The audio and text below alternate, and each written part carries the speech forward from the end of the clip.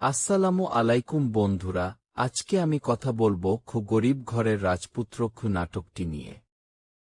নাম শুনেই বোঝা যায় এটা শুধু একটা সাধারণ গল্প না, এটা সংগ্রাম, ভালোবাসা আর আত্মসম্মানের গল্প।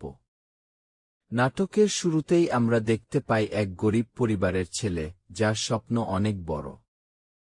অর্থ নেই, সুযোগ নেই, কিন্তু আত্মবিশ্বাস আর পরিশ্রম আছে। সমাজ তাকে ছোট করে দেখে, তার ভালোবাসাকেও তুচ্ছ করা হয় শুধু টাকার অভাবে। কিন্তু এখানেই গল্পের আসল টুইস্ট। নাটকের সবচেয়ে শক্তিশালী দিক হচ্ছে এর ইমোশনাল দৃশ্যগুলো। মায়ের সাথে ছেলের সম্পর্ক, কষ্টের মুহূর্ত আর নিজের অবস্থান প্রমাণ করার দৃশ্যগুলো সত্যিই মন ছুঁয়ে যায়। ডায়ালগগুলো খুব সাধারণ কিন্তু বাস্তবধর্মী, যা আমাদের সমাজের চিত্র তুলে ধরে। নায়ক চরিত্রটি খুব স্বাভাবিক অভিনয় করেছে। তার চোখের এক্সপ্রেশন আর কষ্টের দৃশ্যগুলো একদম ন্যাচারাল লেগেছে। নায়িকার চরিত্রটিও ভালো ছিল, বিশেষ করে সে যখন সমাজের চাপের মুখে পড়ে, সেই দৃশ্যগুলো অনেক রিয়েলিস্টিক। নাটকের ব্যাকগ্রাউন্ড মিউজিক আর সিনেমাটোগ্রাফিও সুন্দর ছিল।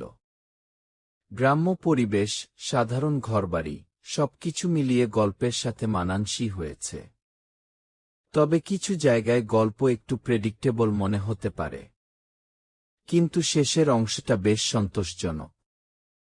গরিব হয়েও একজন মানুষ কিভাবে নিজের চরিত্র আর পরিশ্রম দিয়ে রাজপুত্র হয়ে উঠতে পারে, এই মেসেজটাই নাটকের মূল শক্তি।